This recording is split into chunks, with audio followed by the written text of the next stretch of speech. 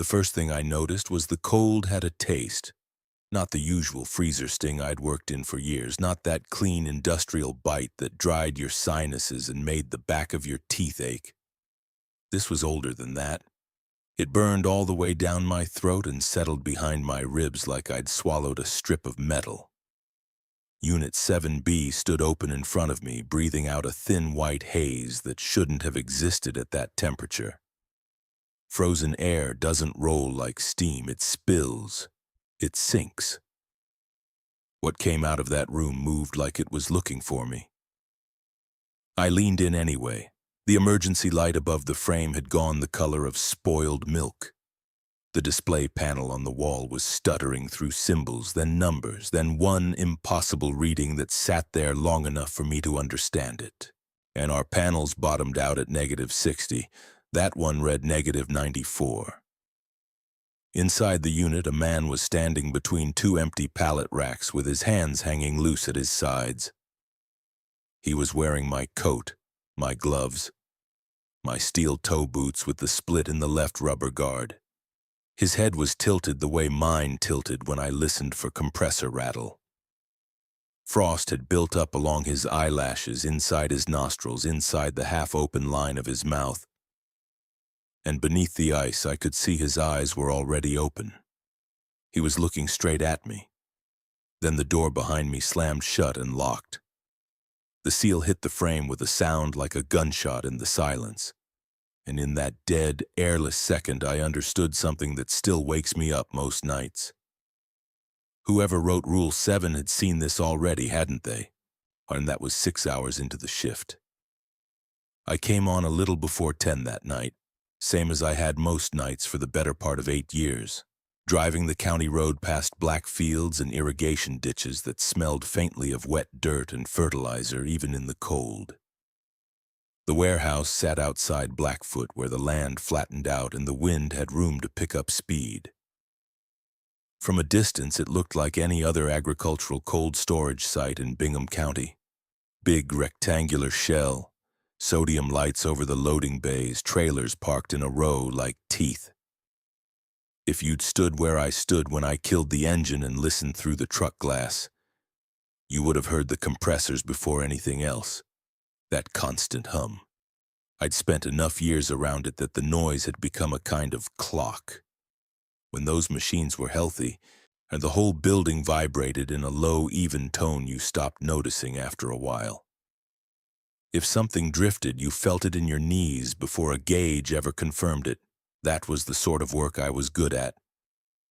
I knew fan belts, coolant lines, door seals, evaporator icing, pallet rotation, temperature lag, and how long a man could work inside a frozen unit before his gloves stiffened around the knuckles. I liked work that stayed honest.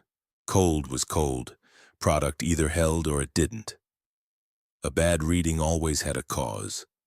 That was what I believed when I walked in.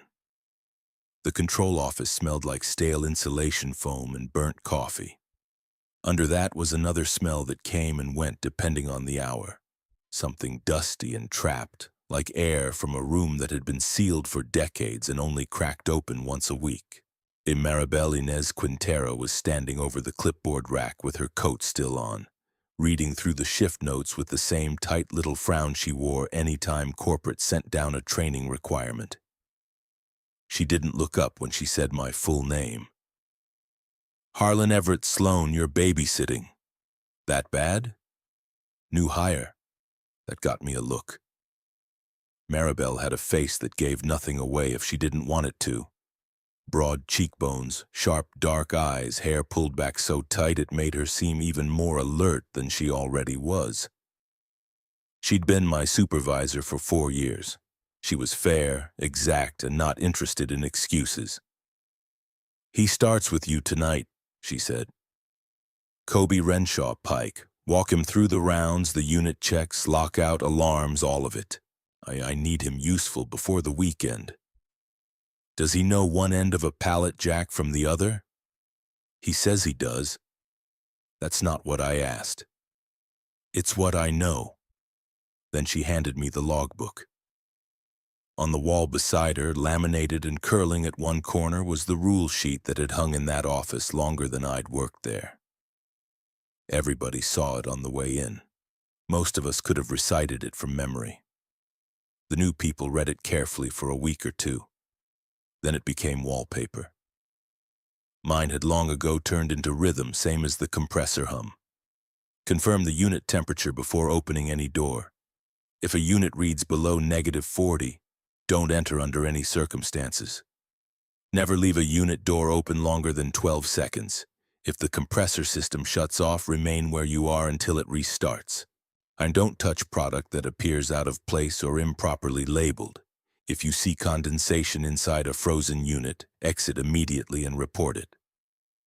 Never enter Unit 7B alone. If you hear movement inside a sealed unit, don't investigate. Normal enough if you worked around low temperatures for a living. Most of it could be explained with safety logic.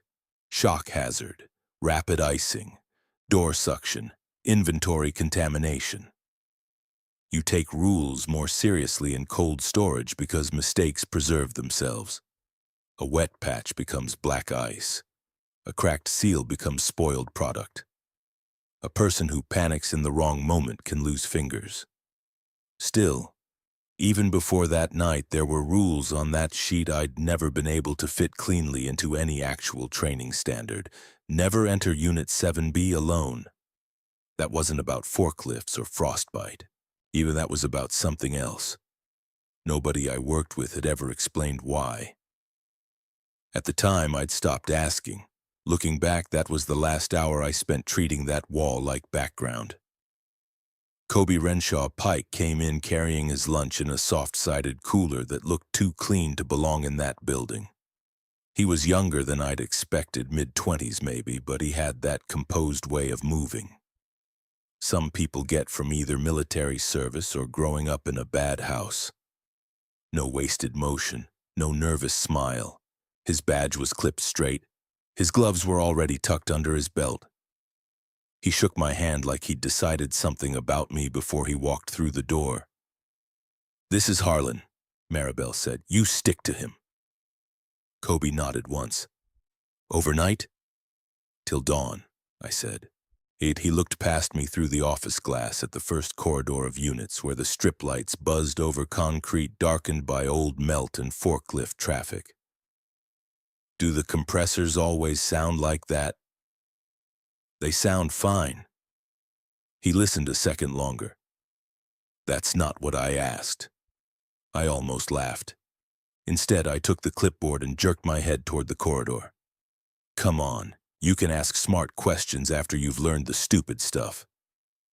We started with the basics: access logs, manual override pulls, door check windows, frost bloom around the frame seals, how the warehouse was laid out in long insulated corridors, units to either side, temperature tiered according to product and shipping schedule, dry storage in front, chilled zones farther back, freezer runs at the rear.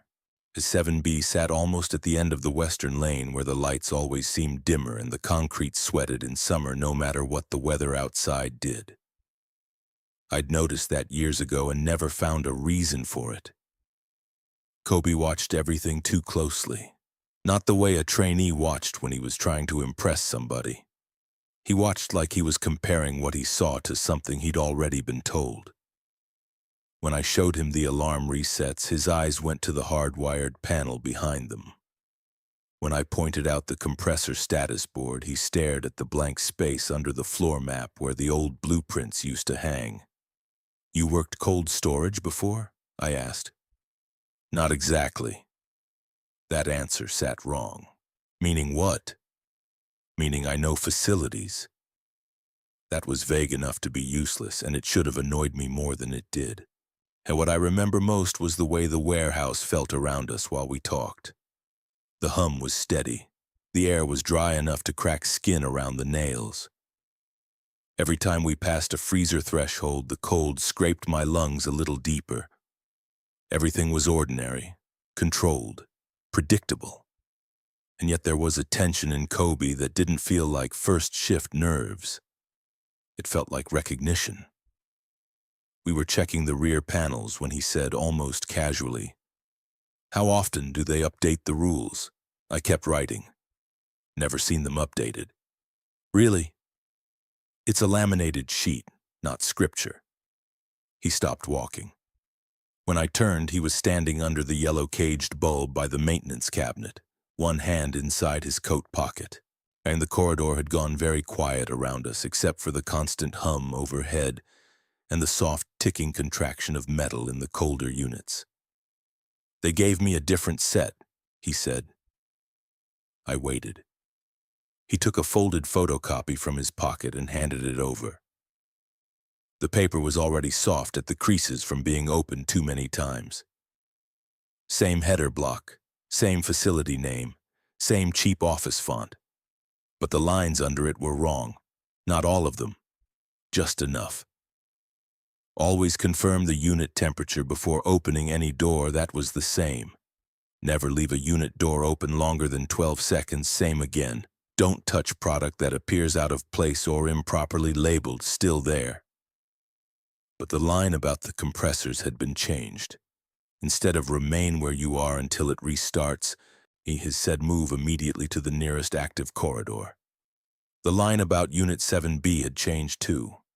His page said Unit 7B was safe for solo entry if the display remained stable. I read that line twice. Then I looked up at him. "Who gave you this?" "Onboarding packet." "From who?" He shrugged. "Packet didn't sign itself." "That isn't funny." I wasn't joking. There was something dry in his voice that made the skin along my forearms tighten under my coat. I looked back down at the page. The copy toner had smeared on one side like it had been made from a very old original. In the margin beside one of the altered lines was a gray fingerprint, maybe oil, maybe dirt. I caught that old smell again, the one under the insulation foam, and for a second I had the stupid, powerful impression that the paper had been stored somewhere without air. "That's either outdated or somebody in the office printed the wrong sheet," I said. Kobe took the page back. "How would you know which?" "Because I work here." "That isn't the same thing. There are moments you don't flag at the time because you're still operating inside the normal explanations available to you. Young guy trying to get a rise. Training material mix-up. Supervisor mistake. Maybe he'd come from some other site with different procedures and didn't realize it. All simple. All manageable. I didn't understand yet that contradiction was the first sign the building had more than one way of reading us. We finished the second round, and I told myself I'd mention the photocopy to Maribel when we crossed back through the office. I never got the chance, and at 11:30, right as we stepped into the rear freezer lane, the compressors stopped. Not wound down. Stopped. The sound didn't fade. It vanished. 1 second there was that familiar industrial throb all around us, living in the walls and floor and pipework. The next second it was gone, and the silence hit hard enough that I actually felt my ears strain to fill it. The building became a cavity. Cold storage is never truly quiet. Fans spin, relays click, Freon runs, ice shifts in the evaporator housings. Remove all of that at once and the silence starts to feel wrong in a way most people can't appreciate unless they've lived by machinery. It wasn't peace. It was absence. The kind that makes your body think something is about to arrive and doesn't know from where. I stopped where I was. Rule 4. If the compressor system shuts off, it'd remain where you are until it restarts. Kobe took 2 more steps. "Hold up," I snapped. He turned. In the emergency lighting, his face had gone flatter, less readable. "No." "No what?" "No, you move." "The hell you do. Stay put." He looked past me, deeper into the rear lane where unit indicators glowed in little colored squares along the wall. "That's your sheet talking." I could hear my own breathing. Dry, harsh. The cold in that corridor had changed texture without the system noise under it. My lungs felt like they were dragging over steel wool. Kobe. Then something knocked. Not on metal. Not the tinny ring of a loose panel or the expansion pop you get in frozen frames. This was duller. Contained. 3 soft impacts from somewhere farther down the lane, as if a gloved fist had struck the inside of an insulated door. Kobe started walking toward it. I grabbed his sleeve and yanked him back hard enough to spin him halfway around. Did you not read the wall? His eyes went to my hand, then to the doors. Your rule says stay still, he said quietly. Mine says silence means the corridor's gone inactive. That phrase doesn't mean anything. He gave me a look I still don't know how to explain, not pity, not fear. More like frustration that I was behind. The silence held for maybe 6 seconds. It felt longer. Then every compressor in the building slammed back on at once. The noise hit like a pressure wave. The overhead pipes shuddered. Fans kicked to life. Somewhere far off, a door seal thumped under renewed suction. I let go of Kobe's sleeve and took a step back, more from the shock of the sound than any choice of my own. The corridor was ordinary again. Machinery, airflow, fluorescent buzz. Except it wasn't. The display board beside Unit 6A had read -10 when we came through. It now read -9. Unit 5C had climbed 2 degrees, 7A had dropped 1. Across the whole lane, readings were shifting in small, clean increments, not random drift. Not system lag, but adjustment. 1 notch here, 1 notch there, like a scale settling under redistributed weight. What did maintenance do? I muttered. Kobe was staring at the displays. At the time, I thought, I still believed I was watching equipment recover. I know now I was watching it decide. I made him stay with me after that. I told myself it was because he was new and already too willing to improvise. The truth was simpler. I didn't like the way he'd moved in that silence, as if he recognized it. And we did the next inspection faster. The warehouse smelled sharper now, more like burnt dust from old heating elements, even though nothing in that building should have produced warmth. Every breath scraped my nose raw. My gloves had started to stiffen. The compressor hum had come back, but I found myself listening inside it for gaps, for the shape of the silence that had existed underneath. We reached Unit 4C a little after midnight. The door window had frosted around the corners, which wasn't unusual. The internal temperature looked stable. The manifest on the exterior clip showed packaged vegetables stacked and sealed. Standard load. I opened the unit, checked the first aisle, swept the beam of my flashlight across the pallet rows, and stopped. There was an extra pallet in the rear left corner. It wasn't on the sheet, and it wasn't on the floor map. It hadn't been there on the first pass. In cold storage, unlogged product is bad news. Best case, somebody made a paperwork error. Worst case, you've got compromised chain tracking, spoiled inventory, a shipment liability. My first instinct was to walk over and read the tag. My second was Rule 5. Do not touch any product that appears out of place or improperly labeled. The air in that unit was wrong, not warmer. I need to be clear about that. The cold held steady, but there was a wet mineral smell beneath it, like stone after rain. Frozen rooms aren't supposed to smell wet. They're too dry. I stayed at the threshold and raised my light. The shrink wrap on the pallet was cloudy, not clear. The label hanging off the side wasn't a product ticket. It was a white strip with group numbers printed in black. Into several lines of them, no letters except one small mark at the top that might have been a department code. No product name, no destination, no pack date, just numbers. Kobe leaned over my shoulder. Don't go near it. I wasn't going to. That's new. You saw it before. No, he said. I mean, that's new for you. I looked back at him. What's that supposed to mean? Before he answered, the knocking came again. Soft, slow.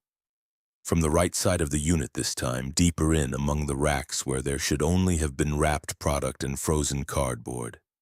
3 knocks. Then 2 more after a pause.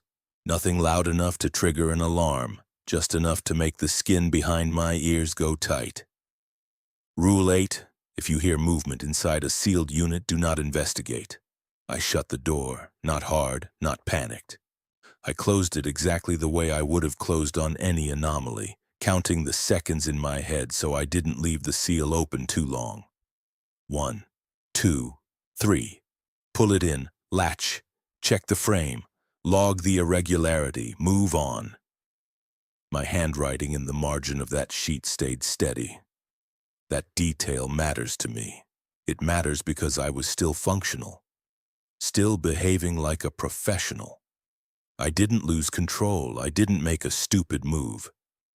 Nothing about what happened later came from panic. When we circled back 40 minutes after that, the extra pallet was gone from 4C. I checked the manifest clip again. Same load, same count, same signature initials from the receiving crew. I opened the door and swept the light over the exact rear corner where I'd seen it. Empty rack. Then Kobe said, "Over there." Unit 3D sat across the lane. He's one of the medium freeze rooms we'd already cleared. Through its small wired glass window, I could see the shape of a pallet in the rear left corner. Same size, same cloudy wrap. I crossed over and checked the exterior manifest. No change, no added entry. I opened 3D and looked in. There it was. Same stripped-down label, same group numbers, same wet stone smell riding under the freezer dry. The tag fluttered once in a breeze that shouldn't have reached that corner. I didn't touch it. I stood there with the cold biting the back of my throat and a soundless pressure building in my chest as all my old assumptions about door logs and inventory control started failing one by one. Pallets don't relocate across sealed units. Not without a forklift, not without tracks, not without somebody signing something, not without a camera seeing it. And buildings don't casually put the wrong load in the wrong room and erase the move. Kobe stayed near the threshold. "You ever ask where the old product goes?" I didn't take my eyes off the pallet. "Old product gets shipped." That's not what I asked either. There was no fear in his voice. That bothered me more than the knocking had. We logged it because that was what you did when the facts in front of you were impossible. You wrote them down cleanly and let the paperwork insult reality on your behalf. By 1 in the morning, I'd had enough of Kobe Pike, his photocopy rules, and his habit of answering questions with better ones. I told him we were doing a focus check on 7B, and then I was putting him on dock sweep until Maribel decided how much of his onboarding had been screwed up. Unit 7B sat at the end of the western freezer lane under an older display panel with scratches across the plastic face. The hinges on that door had always needed more force than the others. The seal made a longer whining pull when it shut. Every facility has one room like that, one stubborn unit the crew learns around. 7B had always been ours. The corridor outside it was colder than the rest. Not by much. Just enough that your first inhale made you notice. The metallic dryness in the air burned deep and left a copper taste on my tongue. There was that older smell again, too, faint under the insulation and oil, like dusty cloth packed away in the dark. I checked the panel. -36. Stable. "See," I said, "that's how you do it. Temperature first, then door." Kobe didn't answer. When I turned, he was looking at the unit window with a focus I'd only ever seen in people listening to a voice on the other side of a wall. "Did you hear me?" "Yeah." "You waiting for permission?" "No." Before I could stop him, he stepped past me, grabbed the handle, and opened 7B. The seal broke with a gasp. "Kobe." He went in alone. Rule 7 sat in my head so hard it felt physical. Never enter Unit 7B alone. The impulse to follow him lasted maybe a second, then training beat it down. You don't stack mistakes in a freezer. If someone violates procedure, you keep the exit clear. I stayed at the threshold, one hand on the outer handle, watching the second count in my head as the cold poured out around my boots. Inside, the unit looked ordinary at first glance. Rack rows, wrapped load, frost along the upper grates. Kobe walked 20 feet in. I turned once, as if orienting himself, then stopped. The panel outside the door clicked. -38, then -41. I stared at it. Rule 2. If a unit reads below -40, do not enter under any circumstances. The digits kept shifting. -44, -50. Then the last segment on the display tried to light and failed. The screen flashed, steadied, and showed a value that panel had no business displaying, a number deeper than its rated range. The alarm didn't sound, no warning light tripped. The unit just kept accepting readings it wasn't built to hold. Inside, Kobe reached out like he was touching air. The hairs rose under my cap. "Get out," I said. He lowered his hand, looked back at me, smiled once, not from humor but from confirmation, and walked out of the unit. And the moment he crossed the threshold, the display snapped back to -36. I slammed the door and checked the seal. What happened in there? Nothing. That display went below threshold. Did it? I stepped closer. My own breath was smoking white between us in the corridor. His wasn't. That took a second to register because my brain insisted on ordinary explanations first. Airflow angle, lighting. I shifted my flashlight. I exhaled again. White plume. Kobe answered with, "You always look that worried," and his mouth gave off nothing at all. No mist, no ghost of condensation, just words in cold air. I felt the blood move once in the back of my neck. "You feeling okay?" "I'm not sick." That wasn't my question. I know. His face had reddened from the freezer, but it was surface color only, and not the blotchy burn you get after exposure. His lashes carried a few grains of frost that weren't melting. I backed up half a step without meaning to. "Go to the office. Find Maribel Quintero. Tell her I want her in 7 lane right now." He held my gaze another second, then nodded and walked off toward the front. I watched until he vanished around the corner. Then I breathed into my gloved hand and stared at the little cloud I'd made. It looked thinner than it should have. I told myself that was nerves. That detail seemed minor then. I've thought about it every day since. Maribel didn't answer her radio. Neither did the office phone. I stayed in 7 lane longer than I should have, running the display check twice, then a manual panel diagnostic that showed no recorded fault. By every piece of equipment I trusted, 7B was normal again. Nothing about that room was normal. When I finally left the lane, the building had changed its habits. A unit door in 5 rows snapped shut before I'd finished my count at the threshold, almost catching my sleeve in the seal. 2 panels that should have matched were off by 3 degrees in opposite directions. The strip lights over rear maintenance fluttered once, steadied, then dimmed just enough to alter the whole color of the corridor. That old trapped smell was stronger now, mixed with cold dust and something faintly sweet, like cardboard that had sat too long in a basement. System drift doesn't happen all at once. Mechanical failure gives you symptoms: vibration, ice, noise, pressure drop. What I was seeing had no mechanical personality. It was coordinated. Doors didn't fail, they became eager. On displays didn't glitch. They answered too fast. The whole facility felt like it had learned I was there and was beginning to prepare itself around that fact. I found Kobe near the dock threshold with his cooler at his feet and his hands tucked under his arms like he wasn't feeling the cold at all. "No Maribel?" He shook his head. Office was empty. She wouldn't just leave. People leave all the time. Not her. That got me one of those dry looks again. "You're sure about that?" "Kobe, if you know something useful, now would be the time." He considered me for a moment. The compressor hum was steady again, but underneath it I could hear another sound, low and intermittent, like pipes expanding far below the floor. The concrete under my boots felt colder than the air. That was wrong. It made my arches ache. Then Kobe said, "In which version of you is this shift?"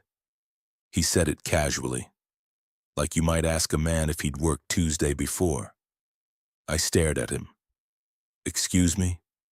Which version? I don't know what that means." "Yeah," he said. "That's been the problem all night." Anger came easier than fear in that moment because anger still belonged to the world I understood. I took 2 steps toward him. "You don't get to play games with me in my building." He actually laughed at that softly. "You still think it's yours." I should have thrown him out. I should have marched him straight to the front gate and let Maribel deal with him in the morning. Instead, I did what competent people do when reality starts slipping.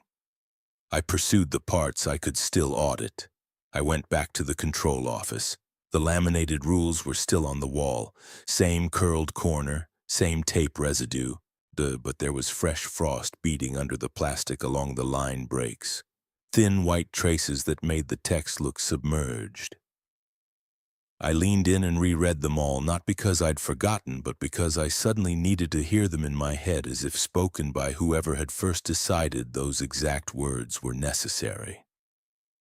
Always confirm the unit temperature before opening any door. If a unit reads below -40, do not enter under any circumstances.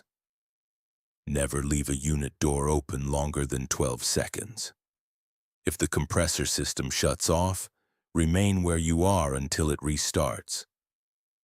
Do not touch any product that appears out of place or improperly labeled. If you see condensation inside a frozen unit, exit immediately and report it. Never enter Unit 7B alone. If you hear movement inside a sealed unit, do not investigate, as I'd spent years treating those as safety procedures. Standing there with the office light buzzing and the smell of stale foam sitting heavy in the room, I understood something uglier. Safety procedures tell you how to avoid accidents. These rules told you how to avoid attention, not danger. Attention. Maribel appeared in the office doorway so quietly I almost swung on her. She took one look at my face and shut the door behind her. "What happened?" I gave it to her straight. Silence event. Shifted readings. Wrong palette. Numbers on the label. Knocking from inside a sealed unit. Kobe entering 7B alone. The impossible display. His breath. All of it. She listened without interrupting. The only time her expression changed was when I mentioned the palette tag. "What numbers?" she said. "I didn't memorize them." "Did you write them?" "In the margin of the check sheet." She took the clipboard from my hand and flipped pages with fast, practiced fingers. When she found my notes, her jaw tightened. "What?" She didn't answer right away. Instead, she crossed to the desk, opened the bottom drawer, and took out a binder I'd never seen before. No company logo, no inventory stickers, just plain black vinyl with the edges worn gray. She set it on the desk between us. Inside were photocopies, not training material, incident sheets, handwritten notes, old maintenance logs, fragments. Some pages had facility maps that didn't match ours. Others had rule lists close to ours but not identical. I saw the same line about never leaving a door open longer than 12 seconds on a page stamped from a warehouse in another state. You saw a note about movement behind sealed citrus loads in a facility nowhere near Idaho. Saw a freeze chart from a place using unit names instead of numbers with a margin note that read, "In blocky penmanship, never let it sort you while you're moving." I looked up at her. Maribel rubbed a hand over her mouth. For the first time in all the years I'd known her, she seemed tired in a way sleep wouldn't fix. "There are other sites," she said. "Different industries, different covers, cold storage, archive storage, pharmaceutical reserve, climate-controlled transit, museum preservation. Not many people at each one know much. and they just inherit a rule sheet and whatever notes the last supervisor was desperate enough to leave behind. How many sites? I don't know. How long has this been going on? I don't know that either. The room felt smaller. The old smell in the office had thickened until I could almost pick out age from it, not rot, not mold, just time shut away.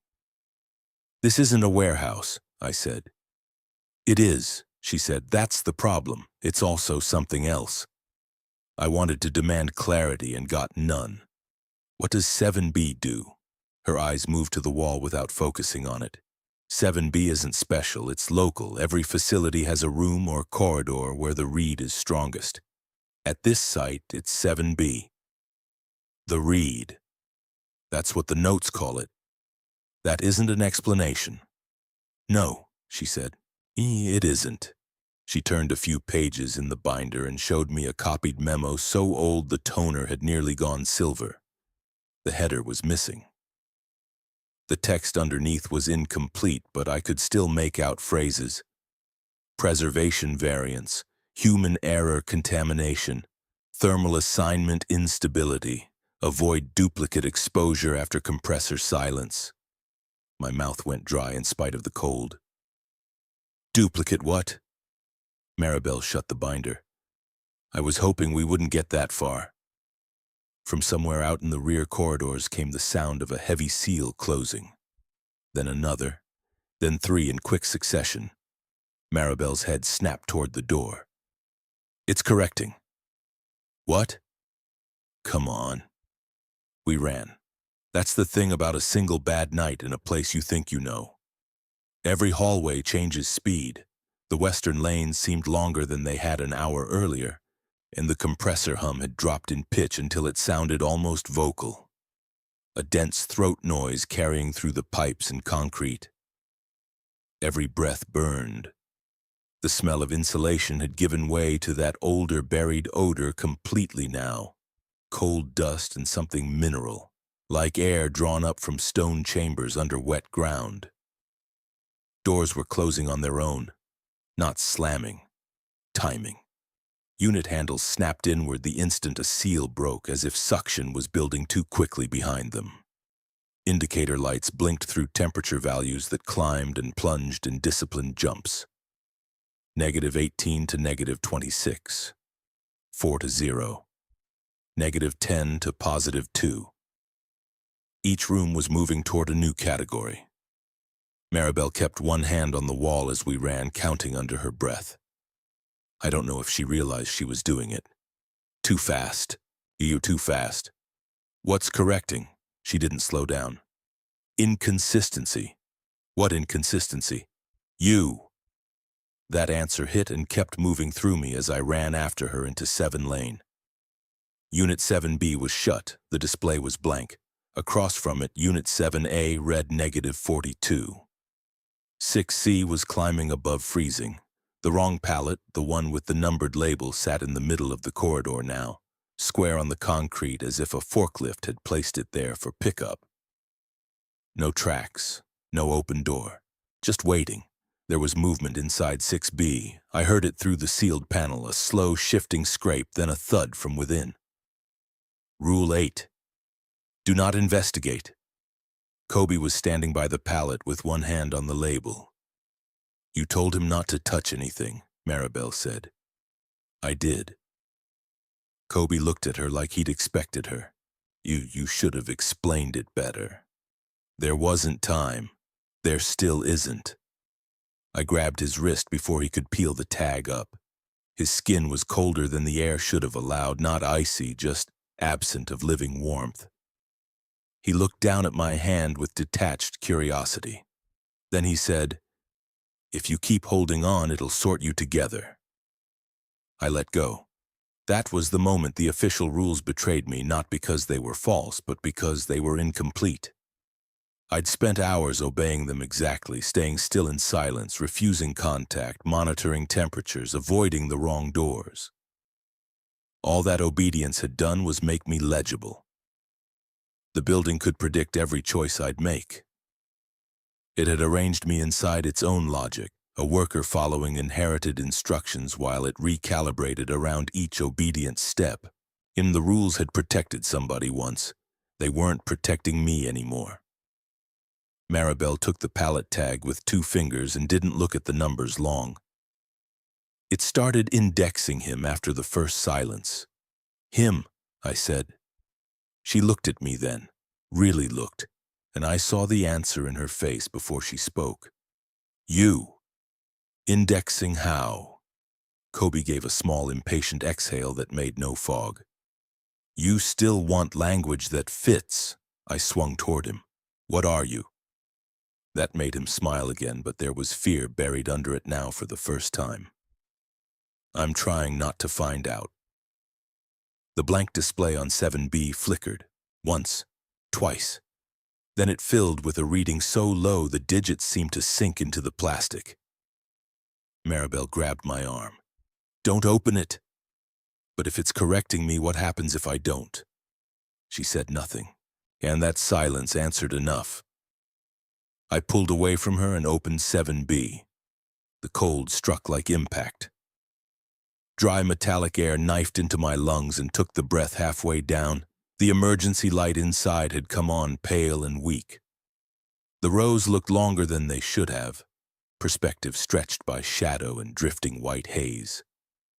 And there I was, standing between the racks in exactly the posture I remembered taking earlier in the lane when I'd paused to listen for the compressor rattle. My coat, my gloves, my split left boot guard, frost inside the open mouth, eyes open, my face, no wound, no damage, not a corpse in any way I knew how to categorize. More like a held version of me paused at a point the rest of me had moved beyond. I couldn't feel my hands. Behind me, Maribel said something sharp, but the words didn't register, and the only sound in the room was a faint crackling from the frost on that other Harlan Everett Sloane's collar. Then I noticed the right sleeve. There was powdered frost on the cuff in the shape of my own gloved fingertips. I'd touched that sleeve earlier, not in the room.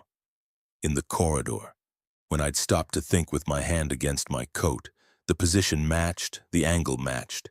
The thing in 7B wasn't a copy made from how I looked. It was a version of me from minutes I had already lived. The air left me in one hard rush. I didn't understand what I was looking at yet, not fully, but I understood enough to know the palette had never been a palette, not really. It had been an index marker, a tag for state assignment. The numbers weren't shipment codes, they were categories, temperature as classification. And Maribel yanked me back and the seal dragged the door shut. I bent over with my hands on my knees, hauling in lungfuls of cold that hurt all the way to the spine.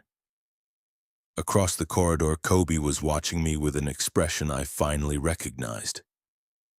Not recognition, familiarity. He'd seen this before, maybe not me, maybe not here, but the process. "There are more," he said. Maribel rounded on him. "Shut up." He ignored her. "That one was close to current. There'll be colder states farther in." "What are you talking about?" I said. He tilted his head. "You think it stores bodies." Then Unit 6B opened from the inside. The door moved only 6 inches before stopping against suction, but it was enough. Cold rolled out. Something shifted in the gap. Maribel swore and shoved me back, and Kobe turned toward that opening with an attentiveness that made my stomach drop. From inside the unit came a low, irregular rustling, then a wet click like a tongue against dry teeth. No one moved. Then Kobe said, almost under his breath, "There you are." He walked to 6B, gripped the handle, pulled the door wider, and stepped inside. Maribel lunged for him and missed. He did not hesitate. He didn't look back. He entered that unit the way a man steps through a doorway into a room where someone has called his name, and before either of us reached the handle, he pulled the door shut behind him. The seal caught. Silence. Not building silence. Not compressor silence. Something denser. I hammered the handle once. It wouldn't give. Through the little wired window, I saw only white frost spreading inward from the edges. "Kobe!" I shouted. No answer. Maribel grabbed my coat and hauled me off the door. "Leave it. He's in there. I know where he is. That's it?" Her face had gone hard enough to chip. If he heard instruction, he was already taken farther than you can reach. The words hit and lodged. Taken farther. There are truths your mind accepts in pieces because the whole shape would stop you cold. I had no spare room left for disbelief. The building had already used that up. So when Maribel dragged me toward the maintenance end of 7 Lane and kicked open a floor access panel I'd never noticed in 8 years on site, I followed. A ladder descended into dark. Cold poured up from it, but not freezer cold. This was earth cold, stone cold, a still deep temperature that smelled of mineral dust, old metal, and in something preserved so long it had lost any name I could have given it. Maribel clicked on her flashlight and started down. You want answers, Harlan Everett Sloan. This is where they stop being useful. The space beneath the warehouse was not a basement. It was older than the building by a scale my eyes didn't know how to handle at first. Not a room, a network of chambers cut or shaped or assembled below the concrete slab, lined with blackened metal channels and pale ceramic ribs that ran through the dark like the inside of some enormous machine built before machines had standardized their parts. Frost feathered every surface, but not evenly. Some pipes sweated warm fog. Others were crusted so thick with white mineral rime they looked geological. I heard no motors, no fans. Yet a pulse moved through the place, a slow circulation of pressure and temperature that made the air rise and fall against my face. This was what the compressors had been hiding. Not powering, hiding. Their constant hum upstairs had masked the true system beneath us, and every silence event had been a moment when the old mechanism could be heard measuring without interference. We crossed a grated platform and came to a chamber wall lined with inset compartments. Hundreds of them, maybe more, disappearing into dark along a curve too broad for the flashlight to catch. Some were the size of freezer drawers. Some were tall enough for a person to stand in. Each had a brass plate fixed beside it. The markings on the plates were numbers, all of them stacked in columns, thermal categories, states. My legs had gone weak in a way that had nothing to do with cold. Maribel kept talking because if she stopped, I might not move again. Nobody built it, not in the way you mean. They built around it, first root cellars, then ice houses, then rail storage, now facilities like ours. Every generation finds a practical use for the cold and tells itself the rest is infrastructure. Then they start leaving notes. Rules, variants, whatever keeps the losses down. How old? I don't know. How many workers? I don't know that either. How many of me? She didn't answer, because she didn't need to. The maximum truth of that place came all at once and in layers. That was the worst of it. It wasn't some monster under a warehouse. It wasn't a haunted unit or a cursed room or a contaminated product line. It was a preservation system, ancient and ongoing, one that didn't understand food or people, or inventory the way we did. It understood states, conditions. A thing at one temperature was not merely colder or warmer than the same thing elsewhere. In that system, temperature was category, assignment, existence arranged by thermal relation. Anything inside the facility got read. Product, equipment, workers, air. If the assigned state and observed state diverged too much, the system corrected. It reprocessed, not out of malice, out of function. The rules on the wall were human field notes, little practical lies designed to keep workers from crossing thresholds that made the system notice them too clearly. Don't enter below -40 because certain readings meant the category was actively open. Don't stay in a doorway past 12 seconds because an open seal blurred the line between corridor state and unit state. I don't investigate movement because something being sorted might be moving between classifications, and the process could use a witness as material. Never enter 7B alone because at this site that room returned the strongest local read, and whatever it stored most easily were versions of the recently present. Everything that had confused me reassembled. The silence event had not been a power interruption. It had been the moment the modern noise stopped and the old system conducted a clean measurement. The unlogged pallet had not traveled across units. It had manifested wherever my path intersected the category assigned to me. The impossible numbers on the display were not mechanical errors. They were values from outside our human operating scale, translated badly onto equipment never meant to measure them. And Kobe's different rule sheet had come from a different local understanding, maybe another site, maybe another supervisor, a version of the same desperate attempt to coach people around a process no one truly controlled. And the body in 7B had not been waiting for me. It had been produced because I had already given the system a readable pattern to preserve. I leaned against one of the ceramic supports and almost recoiled. It wasn't cold. It was exactly the temperature of my palm. The realization that broke me open was smaller and worse than the rest. This system did not distinguish between original and copy. Why would it? To it, identity wasn't singular. A person could exist in several valid thermal states the same way water could exist as ice, liquid, or vapor. Different manifestations, same substance, all preservable. Harlan. Maribel's voice pulled me back.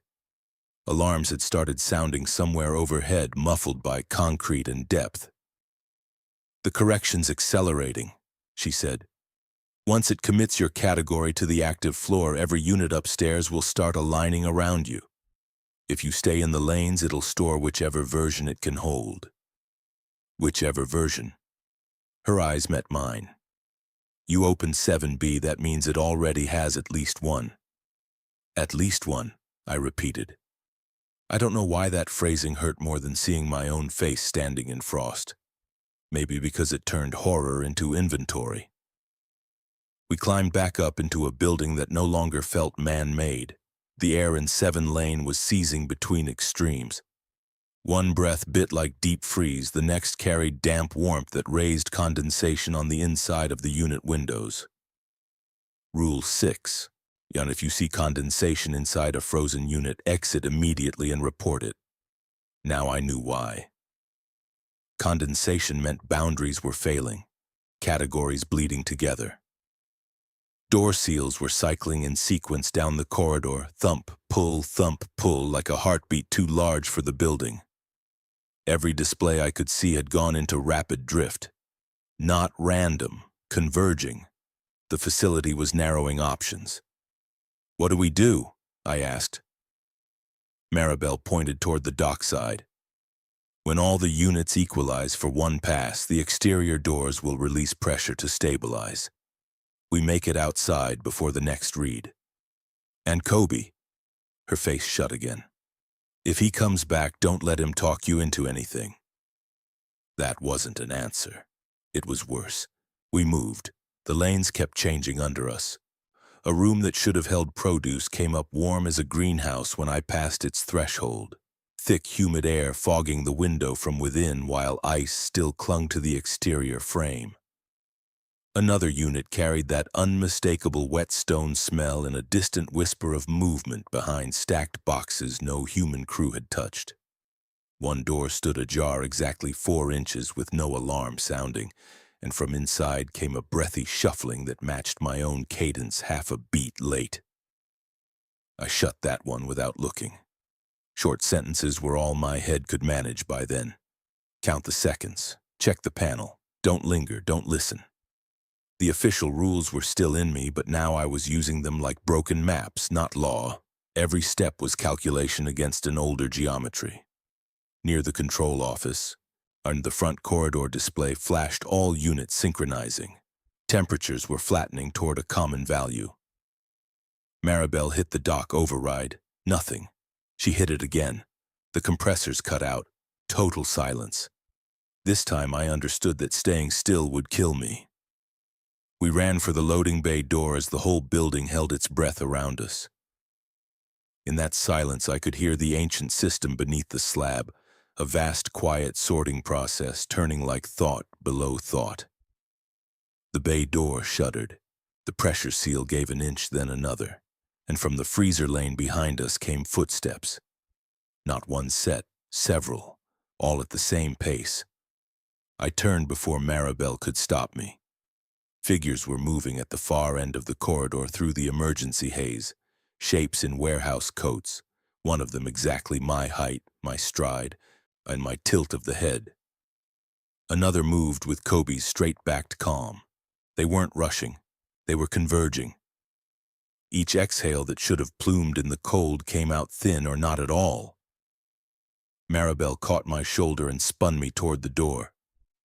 "Don't choose by looking." That sentence saved me because I understood it immediately. If I kept comparing, kept trying to identify the right self, the original self, the living self, the system would keep me there in uncertainty until the next alignment locked. The bay seal released with a crack. We forced it up just high enough to dive under.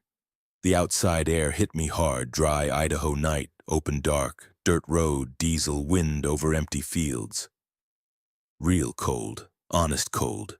I sprawled on frozen gravel and dragged air into my lungs until they felt raw. Behind me, the bay door slammed shut, and the compressors roared back on. The warehouse settled into its usual industrial hum as if nothing had happened. Maribel lay beside me for a few seconds, then pushed herself up to sitting. Her face in the yard light looked 10 years older than it had at the start of the shift. "Is it over?" I asked. "For tonight," she said. I waited for her to say more. She didn't. We sat there outside the building until a thin line of dawn started pale in the east over the fields. No trucks came, no morning crew, no calls from corporate, just wind, distant highway noise, and that sealed warehouse behind us holding whatever balance it had restored. Eventually, Maribel stood. "What happens now?" She looked at the building. "We file what can be filed. We close what can be closed. Someone higher up sends another packet. Maybe another rule set. Maybe a new panel. Maybe nothing. And if it wants me again." Her answer was too quick, which meant she'd known it already. "Then it won't need to ask." That was the last conversation I had with her in person. She left before full daylight. Her truck was gone when I looked up from the gravel. No goodbye, no note. The binder she'd shown me was gone too. I never saw Kobe Renshaw Pike come out of that building. No one on the day shift admitted he'd been there at all. The logs from that night had gaps where our rounds should have been.